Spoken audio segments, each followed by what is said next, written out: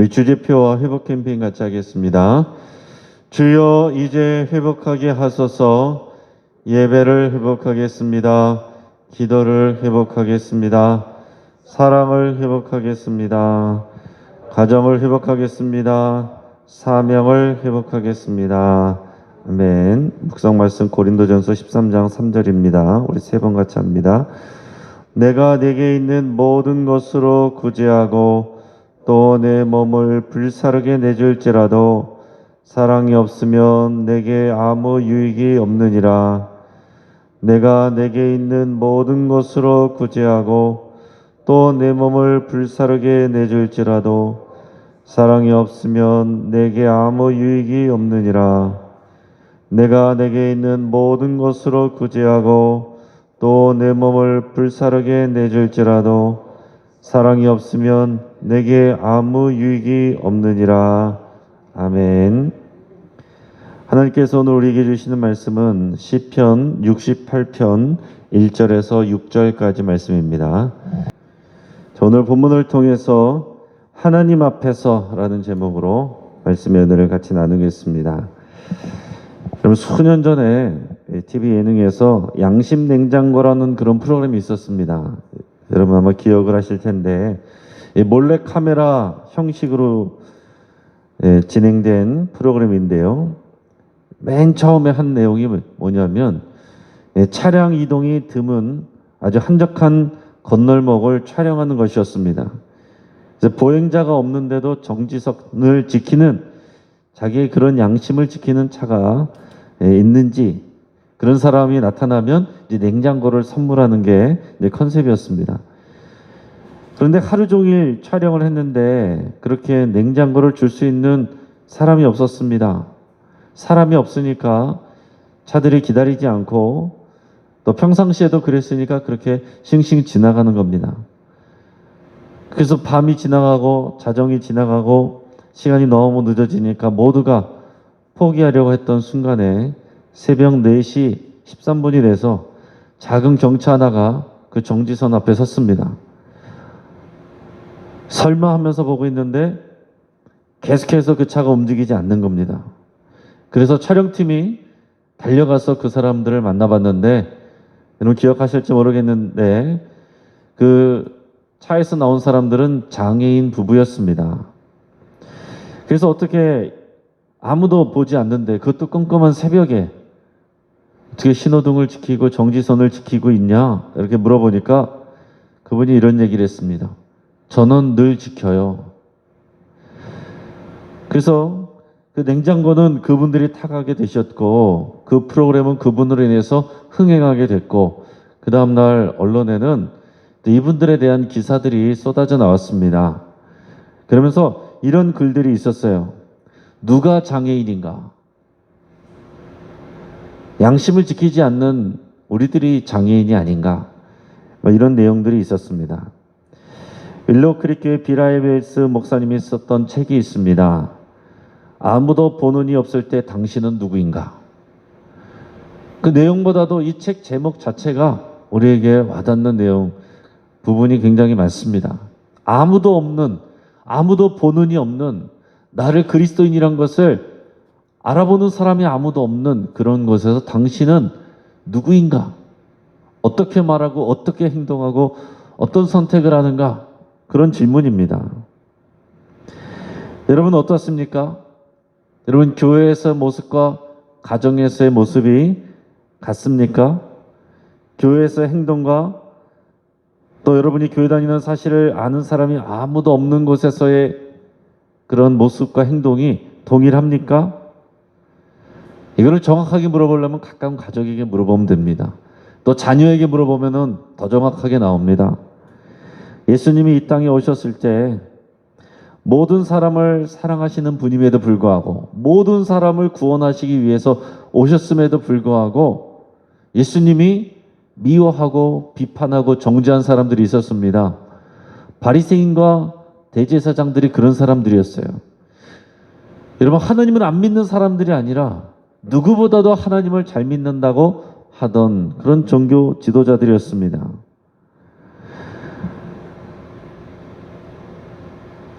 누구보다도 하나님의 뜻대로 순종해야 될 그런 종교 지도자들인데 겉으로는 그런 것 같았지만은 하나님은 중심을 보시는데 그 마음으로 하나님을 경외하지 않고 그 마음으로 하나님의 뜻을 순종하지 않고 그 마음으로 자신들의 백성들을 사랑하지 않는 그들에 대해서 예수님은 정말 칼날같이 그들을 비판하시고 또 그들을 욕하셨습니다.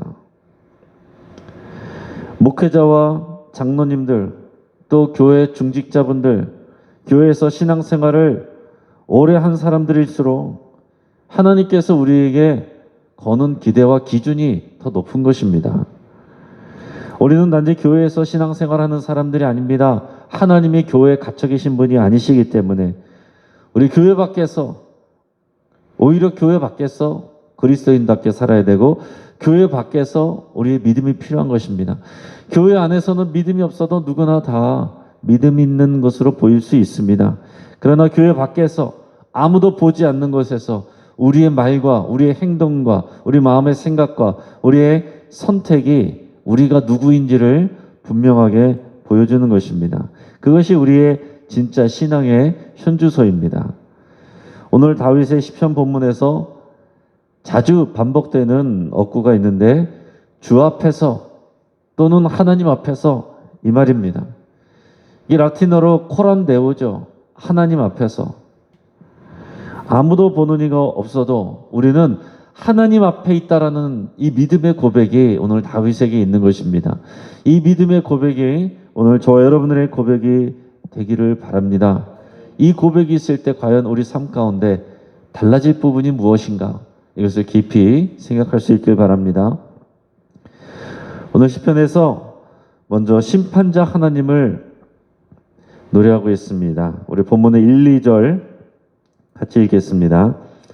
하나님이 일어나시니 원수들은 흩어지며 주를 미워하는 자들은 주 앞에서 도망하리이다. 연기가 불려가듯이 그들을 몰아내소서. 불 앞에서 미리 녹음같이 악인이 하나님 앞에서 망하게 하소서. 아멘. 하나님이 일어나시면 원수들이 흩어지고 주를 미워하는 자들은 도망하게 될 것이다. 그런데 주 앞에서 도망하게 될 것이다 라고 얘기하고 있습니다. 지금 이 시편도 다윗의 작품입니다. 이 시는 위에 표지를 보는 것처럼 인도자를 따라 부르는 노래라고 되어 있어요. 노래입니다. 예배나 어떤 행사를 통해서 부르는 노래예요.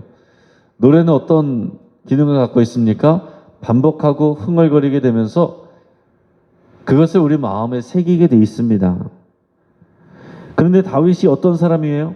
누구보다도 많이 도망다니던 사람입니다. 그 도망자의 삶을 누구보다도 잘 아는 사람입니다. 자신을 위협하는 원수들을 피해서 도망다니는 삶이 얼마나 힘들고 얼마나 고통스럽고 얼마나 두려운 것인지 깊이 체험해서 아는 사람입니다. 근데 오늘 본문을 통해서 보여지듯이 그는 그런 도망자의 삶을 살면서도 하나님을 향한 신뢰가 있었던 것입니다.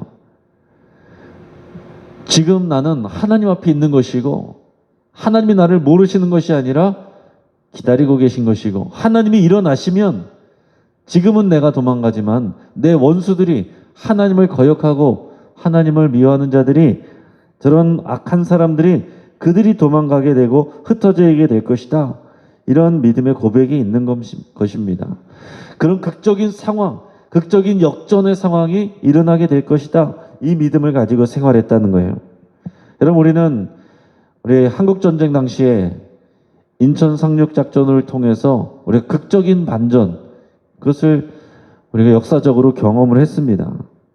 물론 그 작전으로 완전한 승리가 이루어진 것은 아니었지만 하나님께서 하시는 일들은 완벽한 승리를 그때까지 이어가십니다. 오늘 주 앞에서라는 말이 하나님을 의지하는 자에게는 역전승과 극적인 반전의 기쁨을 가져다 줍니다. 그러면서 동시에 주 앞에서라는 말이 하나님을 미워하고 하나님을 대적하는 자들에게는 역전패와 극적인 반전의 비참함을 가져다 줍니다. 그러니까 여러분 주 앞에서라는 말을 생각할 때 이제 하나님이 나를 바라보고만 계신다, 나를 감시하고 계신다, 이런 CCTV 같은 그런 생각, 그런 개념이 아니라 나를 지켜주셔서 내가 하나님을 의지하고 신뢰하는 나에게 극적인 역전승을 주시고, 또 반대로 하나님을 알지 못하고 하나님을 멀리하고 나의 원수된 자들에게 또 그들을 패하게 하시는 그런 하나님이시다라는 것을 여러분 기억하시길 바랍니다. 하나님이 나를 보고 계십니다. 우리가 하나님 앞에서 온전하게 우리의 신앙을 지키면, 신앙을 지키고 양심을 지키면 하나님이 언젠가 일어나십니다. 하나님이 일어나시기만 하면 그 원수들은 연기가 바람에 불려가듯이 또 그렇게 쫓겨갈 것이고, 또한 불 앞에서 녹는 밀랍처럼 그렇게 녹아버릴 것입니다. 다윗이 그렇게 그런 모습들을 상상을 하면서 머릿속에 그림으로 그려보면서 이렇게 노래하는 것입니다.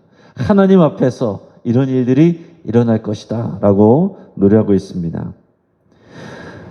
또한 우리 하나님에 대해서 의인을 신원하시는 하나님으로 이렇게 노래합니다.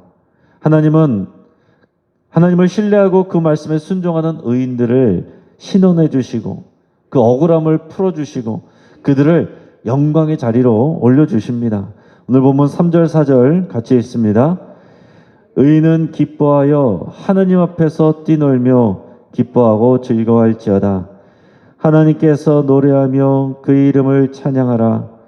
하늘을 타고 광야에 행하시던 이를 위하여 대로를 수축하라. 그의 이름은 여호와시니 그의 앞에서 뛰놀지어다. 아멘. 자, 다윗은 어떤 상황에서도 하나님을 향한 신뢰를 놓지 않는 이런 의인들이 하나님 앞에서 뛰놀며 기뻐하고 즐거워할 것이다, 이렇게 노래하고 있습니다. 여러분, 하나님을 신뢰하지만 고통을 당하고 있는 의인들이 있는 거죠. 그런 의인들에게 하나님을 노래하고 그 이름을 찬양하라라고 이렇게 외치고 있습니다. 다윗이 이렇게 확실하게 외칠 수 있는 이유는 자신이 그런 경험을 했기 때문인 거예요. 그러면서 다윗은 출애굽 때의 역사, 그것을 언급하고 있습니다. 하나님께서 광야에서 구름기둥과 불기둥으로 하나님의 백성을 인도하시고 돌봐주셨던 그것을 여기에 적고 있습니다. 그것을 기억하라라는 것입니다. 이게 하나님이 하시는 일의 방법입니다. 하나님이 하신 일의 구원, 그 역사, 그것을 우리에게 계속 기억하게 하시는 거예요. 하나님은 변함없는 분이십니다. 하나님은 동일하신 분이십니다. 출애굽 때 하나님의 백성을 지켜주셨던 하나님께서 다윗을 지켜주신 것이고, 그 하나님께서 오늘 저와 여러분들을 지켜주시는 거예요. 그래서 이게 신앙의 방법입니다. 예전에 우리의 백성들에게, 그 조상들에게, 신앙의 선배들에게 행하셨던 하나님의 그 역사, 그 역사를 우리가 믿음으로 현재화하는 거예요. 하나님께서 그렇게 행하신 하나님이 동일하신 하나님이시기 때문에 오늘 나에게도 동일하게 행하신다. 그것을 우리가 고백해야 되는 것입니다. 그러면서 그의 이름은 여호와다, 이렇게 얘기하고 있어요. 그의 이름은 여호와이기 때문에 이것을 신뢰하는 것입니다. 여호와라는 이름을 부를 때마다 우리가 뭘 떠올려야 되냐면은 하나님과의 언약 관계를 떠올려야 되는 것입니다. 여호와는 하나님과의 언약, 이것과 연관이 된 이름이에요. 하나님께서 하나님의 백성들을 돌보시는 이유는 그들이 그만한 자격이 있기 때문에 그런 것이 아닙니다. 언약을 맺었기 때문에 그런 거예요. 오늘날 우리가 하나님의 도우심을 구할 수 있는 이유도 우리가 믿음이 그렇게 대단해서가 아닙니다. 그 언약 관계 안에 우리가 들어가 있기 때문에 그런 것입니다. 우리가 예수님을 믿으면 우리는 새로운 언약 그 안에 우리가 들어가게 된 것입니다. 우리가 언약 백성이 된 거예요. 그래서 우리가 여호와 하나님을 부를 때 그 이름 안에서 우리는 하나님의 언약을 기억하고 하나님이 우리를 이렇게 지켜주실 거다라는 그런 믿음을 가질 수가 있게 되는 것입니다. 그러면서 오늘 고백하고 있는 것처럼 하늘을 타고 광야에 행하시던 그 이름, 그 일을 위하여 대로를 수축하고 그의 이름은 여호와시니 그의 앞에서 뛰놀지어다. 그 광야에서 지켜주신 그 하나님을 기억하면서 하나님을 찬양하고 그 앞에서 뛰놀라, 이렇게 얘기하는 것입니다. 여러분, 하나님을 향한 신뢰가 있으면 하나님 앞에서 기뻐할 수 있고 또 찬송할 수 있고 뛰놀 수가 있는 거예요.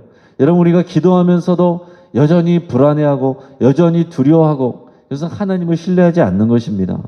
지금 상황은 변하지 않았지만 여러분, 다윗의 시편을 항상 보시면 늘 그는 어려운 가운데 있고 고난 가운데 있고 쫓겨다니는 그런 상황에 있지만 항상 대부분의 마지막을 보면 하나님을 찬양하면서 그 시편이 끝납니다.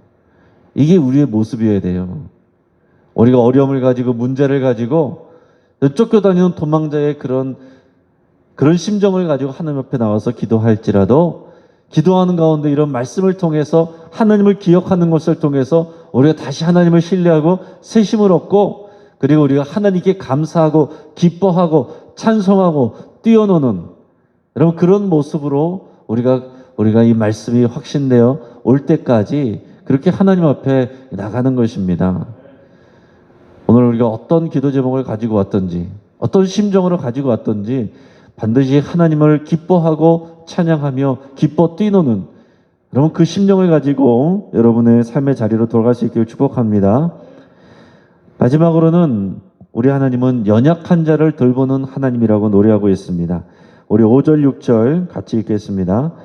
그의 거룩한 처소에 계신 하나님은 고아의 아버지시며 과부의 재판장이시라. 하나님이 고독한 자들은 가족과 함께 살게 하시며 갇힌 자들은 이끌어내서 형통하게 하시느니라. 오직 거역하는 자들의 거처는 메마른 땅이로다. 아멘. 자, 우리 하나님이 어떤 하나님이라고 지금 노래하고 있습니까? 하나님은 고아의 아버지시며 과부의 재판장이 되신다 그랬어요. 고아와 과부는 그 시대에 가장 연약한 사회적 약자들입니다. 성경에서 고아와 과부는 항상 그렇게 위험 속에 놓여 있는, 울타리 없는 그런 가장 연약한 사회적 약자들을 나타내는 말입니다. 그런 고아에게 하나님은 아버지가 되어주시고, 억울함을 당해도 자기를 지켜줄 사람이 없는 그런 과부에게 온전한, 정직한, 공의로운 재판장이 되어주신다, 이런 표현을 하는 것입니다. 하나님은 모든 사람을 사랑하시지만 이런 연약한 자들, 어려움 속에 있는 사람들에게 특별한 관심을 더 갖고 계십니다. 이 믿는 자들에게는 이 믿음이 있어야 돼요. 또한 하나님은 고독한 자들을, 그들을 불러서 가족과 함께 살게 하신다 그랬어요. 이게 하나님의 뜻입니다. 물론 요즘에는 독신주의도 있을 수 있습니다. 예수님도 결혼 안 하셨고 사도 바울도 독신주의로 또 하나님의 영광을 위해서 선교하느라고 그렇게 살았습니다. 그러나 일반적으로 하나님께서는 우리를 독처하는 것이 좋지 않고 가족이 되게 하셔서 함께 살도록 하셨습니다. 이제 혼자 있어서 고독한 자들, 그런 사람들을 가족이 되게 하시고 공동체가 되게 하셨어요. 이게 하나님의 뜻입니다. 그래서 우리의 가정을 세우게 하시고 교회 공동체를 가정이 되게 하시는 것, 가정처럼 되게 하시는 것, 이게 하나님의 뜻이고 하나님의 은혜입니다. 하나님께서 우리가 고독하게 있는 것, 우리 안에 있는 외로움들 그냥 내버려 두시는 것이 아니라 반드시 우리의 가정에, 너희 고독 공동체를 통해서 우리가 서로를 위로받고 사랑하게 하시는 거예요. 이게 하나님의 하시는 일입니다. 또한 우리가 이러한 가정과 공동체를 이루어가야 되는 것이 우리의 또한 사명입니다. 하나님은 또한 갇힌 자들을 이끌어내셔서 형통하게 하신다 그랬어요. 갇힌 자들이라는 의미는 주로 사회적 약자들이 억울하게 누명을 쓰고 이렇게 감옥에 갇혀 있는 그런 사람들을 나타냅니다. 그래서 가난한 자들, 억울한 자들, 눌린 자들, 이런 표현들이 같이 쓰이는 거예요. 범죄에서 갇힌 것이 아니라 힘이 없어서, 연약해서 또 억울하게 누명을 쓰고 갇힌 자들을 의미하는 것입니다. 하나님은 그들에게 자유를 주시는 거예요. 그들을 그 감옥에서 나오게 하시는 하나님이십니다. 하나님은 언제나 묶이고 갇혀있는 자들을 자유케 하시고 해방해 주시는 하나님이십니다. 그게 하나님의 구원의 이미지예요. 출애굽 사건도 그런 것이고 또 바벨론 포로에서 다시 돌아오게 하신 것도 그런 사건들입니다. 이것이 하나님의 구원의 역사예요. 저와 여러분들은 우리가 갇힌 적이 없을지라도 우리는 영적으로 갇혀 있었던 사람들입니다. 우리가 사탄의 올무 안에서 우리가 올무에 갇힌 새처럼 그렇게 우리가 죽음과 심판의 그 권세 아래 우리가 묶여 있었던 사람들입니다. 갇혀 있었던 사람들인데 예수님이 그 십자가의 대속의 사건을 통해서 우리에게 자유를 주신 거예요. 이것이 여러분 복음이잖아요. 갇혀 있었던 우리가 해방케 된 사건, 이것이 우리의 구원입니다. 이방인으로서 우리는 하나님과 상관없었는데 고아와 과부 같은 자들이었는데 하나님께서 우리의 아버지가 되어주시고 우리에게 공의로운 재판장이 되어주십니다. 또 하나님께서 우리를 자녀를 삼아주시고 하나님께서 우리를 교회를 또 주님의 신부가 되게 하십니다. 이 시편 기자의 고백은 다윗의 고백은 오늘 우리의 현재의 고백이어야 돼요. 그 옛날에 다윗이 그랬구나. 여기서 머무르면은 우리에게 큰 의미가 없습니다. 이것이 오늘 우리의 고백이 돼야 된다는 거예요. 은혜와 자비를 베푸시는 하나님이시지만 그리고 마지막 절에 6절에 보면 끝까지 거역하는 자들, 하나님의 은혜를 거부하는 자들은 그들의 거처는 메마른 땅이 된다 이렇게 표현하고 있습니다. 그러나 그것은 자기의 선택입니다. 하나님께서 오랫동안 참으시지만 그러나 반드시 심판하시는 때가 있습니다. 결정나는 때가 있어요. 그리고 그 마지막 때가 점점 가까워오는 것을 우리는 여러분 기억하고 그것을 준비하면서 사는 사람들입니다. 이제 말씀을 정리합니다. 우리는 하나님 앞에서 살아가는 사람들입니다.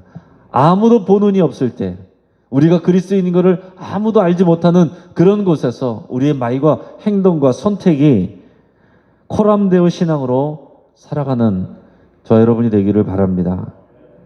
하나님이 하나님의 때에 일어나시기만 하면 하나님은 역전승을 우리에게 주십니다. 하나님을 거역하는 원수들은 심판을 받게 되고 정직하게 하나님을 신뢰하고 의지한 사람들은 이 세상에서 심판하시는 하나님을 의지하며 손해를 보더라도 정직하게 행한 자들에게는 하나님께서 반드시 신원하여 주시고 또 상급을 주십니다. 그것이 우리가 하나님 앞에서 산다라는 그런 믿음의 고백이에요. 하나님은 또한 고아와 가부, 고독한 자와 갇힌 자를 돌보시고 자유케 하셔서 주의 가족이 되게 하시는 하나님이십니다. 우리가 그런 은혜를 입은 사람들이에요. 우리의 가정이 그런 믿음의 가정이 되어야 되고 우리의 교회가 그런 믿음의 공동체가 되도록 하나님께서 저희 여러분들을 먼저 불러주셨고 먼저 구원하여 주셨고 먼저 그 말씀을 주셨고 먼저 우리에게 그런 이런 사명을 주셨고 직분을 주셨습니다. 오늘 우리가 다 나오지 못하는 가운데 나와 계신 여러분들은 이런 사명에 앞장서 있는 분들이에요. 누구보다도 더 이 코람데오 신앙으로 이 사명을 감당하는 저와 여러분 되기를 주의 이름으로 축복합니다. 기도하겠습니다. 우리 말씀을 붙잡고 함께 기도할 때에 우리가 코람데오의 신앙으로 살아가겠습니다. 여러분 그렇게 결단하며 기도하기를 바랍니다. 아무도 보는이 없는 곳에서도 내가 하나님 앞에서 내가 주 앞에서 있다라는 것을 우리가 고백하며 살기로 결단하고 기도할 수 있길 바랍니다. 또 우리가 힘들고 어려워도 우리를 지켜주시는 하나님을 신뢰하며 감사와 찬양을 드리기로 여러분 기도하시길 바랍니다. 하나님 앞에 감사를 드리고 찬양하여 올려드리기를 바랍니다. 하나님께서 일어나시기만 하면 하나님께서 모든 것을 온전케 해주실 것입니다. 하나님의 마음으로 어렵고 힘든 사람들, 주변에 있는 사람들, 그런 분들을 사랑하고 돌보기로 여러분 결단하고 또 실천할 수 있기를 바랍니다. 하나님께서 우리에게 생각나게 하시는 사람들이 있다면 오늘 반드시 그분을 위해서 기도하시고 또 그분에게 실질적인 도움을 줄 수 있기를 바랍니다. 또 우리 가정을 위해서 함께 기도하겠습니다. 우리의 가정이 하나님 앞에서 신앙으로 하나 되기를 위해서 같이 기도하겠습니다. 우리의 가정의 주인은 우리 하나님이십니다. 이 고백으로 우리 가정을 위해서 가족들을 위해서 함께 기도하겠습니다. 또 본당 리모델링 공사가 안전하게 진행이 되도록 위해서 기도하시고 또 오는 주일부터 예배당의 10% 대면 예배가 안전하게 진행이 될 수 있도록 위해서 함께 기도하겠습니다. 또한 오는 주일에 있을 공동회의가 안전하고 질서 있게 더 진행될 수 있도록 또한 함께 기도하겠습니다. 마지막으로 우리의 태풍 오마이스로 인해서 또 이 남부지방이 또 폭우의 상황이 있는데 피해가 최소화되기를 하나님께서 구원하여 주시기를 지켜주시기를 위해서 함께 기도하도록 하겠습니다. 우리 주여 한번 부르짖고 우리 합심해서 함께 기도하겠습니다.